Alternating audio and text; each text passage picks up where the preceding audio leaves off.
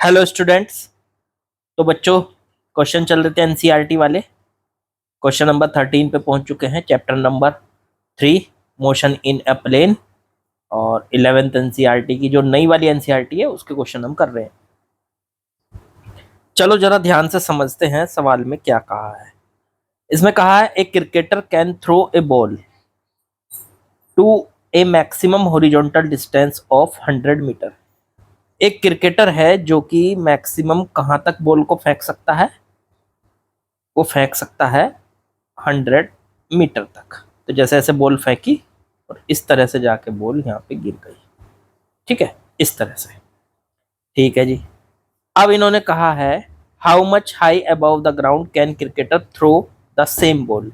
अगर इसी बॉल को ऊपर की तरफ फेंका जाए, ग्राउंड से ऊपर की तरफ, तो वो कितनी ऊपर तक उसको फेंक सकता है। देखो आपको एक इंटरेस्टिंग सी बात बताते हैं। जब भी कोई बॉल को फेंकता है, कोई, हम, आप, कोई भी, तो जैसे आपका नीरज चोपड़ा है, उन्होंने जेवलिन थ्रो में फेंका था। तो वो क्या करते हैं, कोई भी अगर किसी को सबसे दूर तक फेंकना हो, तो दूर तक फेंकने के लिए बॉल को आपको 45 डिग्री के एंगल पे फेंकना पड़ेगा।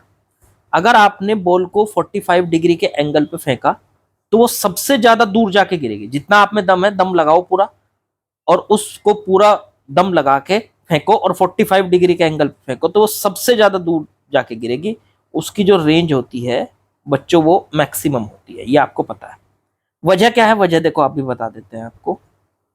मान लो ये यू स्पीड से फेंकी गई है। वजह ये होती है क्योंकि आर्क का फॉर्मूला होता है यू स्क्वायर साइन 2 थीटा बटे में जी। ये होता है फॉर्मूला। अब आर को अगर मैक्सिमम करना है, आर को आपको बढ़ाना है, तो या तो यू को बढ़ा लो। अब यू स्पीड है, देखो आर का फॉर्मूला ये है। आर प्रोपोर्शनल किसके है? आर प्रोपोर्शनल है यू स्क्वायर के। या तो अपनी स्पीड बढ़ा लो। अब भाई स्पीड तो हमारे अपनी बॉडी की पावर है ना, तो वो तो जितनी लगा सकते हैं हम सारी लगा ही देंगे। तो यू को तो हम अपनी मर्जी से बढ़ा नहीं सकते। तो फिर ठीक है, आर प्रोपोर्शनल है साइन 2 थीटा के। देखो यहाँ पे आर प्रोपोर्शनल साफ साफ दिखाई दे रहा है, साइन 2 थीटा के प्रोपोर्शनल है। मतलब जितना ज्यादा साइन 2 थीटा की वैल्यू होगी उतना ज्यादा आर की वैल्यू होगी। अब साइन 2 थीटा, साइन की जो मैक्सिमम वैल्यू होती है, वो मैक्सिमम कितनी होती है? साइन 2 थीटा की मैक्सिमम वैल्यू होती है बच्चों 1। कभी भी साइन थीटा की value, sine 2 theta, sine 3 theta, मतलब साइन होना चाहिए, उसके अंदर थीटा होना चाहिए, कुछ भी। तो इसकी वैल्यू कभी भी बच्चों 1 से ज्यादा नहीं होती। 1 मैक्सिमम है। तो यहाँ पे साइन 2 थीटा की वैल्यू मैक्सिमम 1 हो गई, तो ये समझो आर भी मैक्सिमम हो जाएगा। तो इसलिए हम यहां से ये कह सकते हैं कि आर की वैल्यू मैक्सिमम कब होगी? R maximum when sine 2 theta equals to 1। जब साइन 2 थीटा की वैल्यू 1 होगी तो आर की वैल्यू मैक्सिमम होगी। अब एक बात सोचो, साइन 2 थीटा 1 कब होगा? तो ऐसे सोचो, साइन 2 थीटा बराबर 1 को लिख सकते हो साइन 90, क्योंकि साइन 2 थीटा बराबर 1 है। 1 कहाँ पे होती है साइन की वैल्यू? 90 पर। तो साइन 90। अगर हम साइन को हटा दें तो 2 थीटा बराबर आ गया 90, या कंपेयर कर ले दोनों तरफ की, तो थीटा बराबर आ गया 45। तो ये इस बात को बता रहा है हमको कि जब थीटा की वैल्यू 45 होगी तो उस टाइम पे साइन 2 थीटा की वैल्यू मैक्सिमम होगी 1, और उसी टाइम पे आर की वैल्यू मैक्सिमम हो जाएगी। तो आर की मैक्सिमम वैल्यू कितनी हो जाएगी? You square sine 2 theta, theta की जगह रख दो 45, और बटे में जी। ये हो गया आपका। ये आ गया सॉल्व करके यू स्क्वायर साइन 90 और बटे में जी। ये आ गया जी आपका। साइन 90 की वैल्यू हो गई 1, तो यू स्क्वायर बटे में जी। ये है बच्चों आपकी आर मैक्स की वैल्यू। सबसे ज्यादा रेंज कब होगी? जब हम किसी भी बॉडी को 45 के एंगल पे फेंकेंगे तो सबसे ज्यादा दूर जाके गिरती है। अब सवाल पे आते हैं। सवाल में यही तो बोला कि कोई क्रिकेटर है और वो सबसे ज्यादा दूर फेंक सकता है 100 मीटर। मतलब ये उसकी आर मैक्सिमम की वैल्यू है, क्योंकि ये तो हमें पता ही है कि उसने 45 के एंगल पे उसको फेंका होगा। तो 45 के एंगल पे 100 मीटर की आर मैक्स की वैल्यू है। चलो आर मैक्स का फॉर्मूला भी निकाला हमने, यू स्क्वायर बटे जी, इसको उठा के यहाँ रख दो, तो यू स्क्वायर बटे में जी बराबर 100 आ गया बच्चों। अगर मैं यहाँ से u की वैल्यू निकालूं यू स्क्वायर की, तो ये आ जाएगा 100 इंटू जी। अब ये यू स्क्वायर की वैल्यू अगर हमारे कहीं काम आएगी, या u की वैल्यू निकाल लो, तो अंडर रूट में 100 जी आ गया।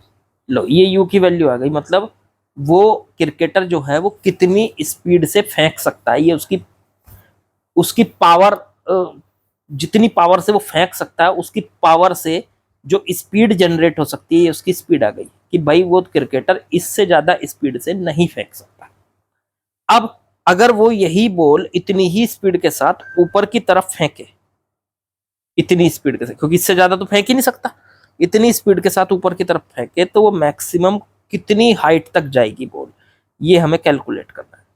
तो भाई जब वो क्रिकेटर ऊपर की तरफ फेंकेगा, तो वो बॉल ऊपर जाएगी जाएगी चलती जाएगी चलती जाएगी, कहाँ तक जाएगी, जब तक उसकी स्पीड 0 नहीं हो जाती। बस हमें वही हाइट निकालनी है कि वो मैक्सिमम कितनी हाइट तक ऊपर की तरफ फेंक सकता है। अब शुरुआत में स्पीड है u, लास्ट में स्पीड है v, और हाइट हमें निकालनी है, नीचे की तरफ लगा हुआ है g।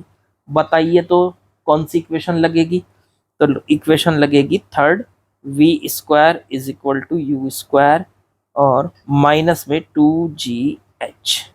माइनस क्यों, क्योंकि देखो जब बॉडी ऊपर की तरफ चलती है और g नीचे की तरफ लगता है, तो g को माइनस में लेना होता है, क्योंकि उस टाइम पे g रिटार्डेशन का काम करता है। तो v स्क्वायर बराबर यू स्क्वायर, अब चलो इसकी वैल्यू रख लेते हैं, v कितना है फाइनल, पूरी वैल्यू रख लेते हैं 0, v स्क्वायर की वैल्यू तो 0 हो गई, यू स्क्वायर शुरू की स्पीड वो तो u है ये रही, और माइनस में 2gh, इसे इधर ले आओ, 2gh बराबर यू स्क्वायर, h बराबर आ गया यू स्क्वायर बटे में 2g। अब यू स्क्वायर की वैल्यू रख लो जरा यहाँ से, यू स्क्वायर की वैल्यू कितनी हो गई, अंडर रूट में 100g का होल स्क्वायर और बटे में 2g, इसका स्क्वायर कर दो, 100g बटे में 2g, g से g कट गया, 2 से 100 को काट लो तो 50 आ गया। इसका मतलब वो क्रिकेटर मैक्सिमम कितनी हाइट तक बॉल को फेंक सकता है ऊपर की तरफ, 50 मीटर की हाइट तक बॉल को बच्चों फेंक सकता है।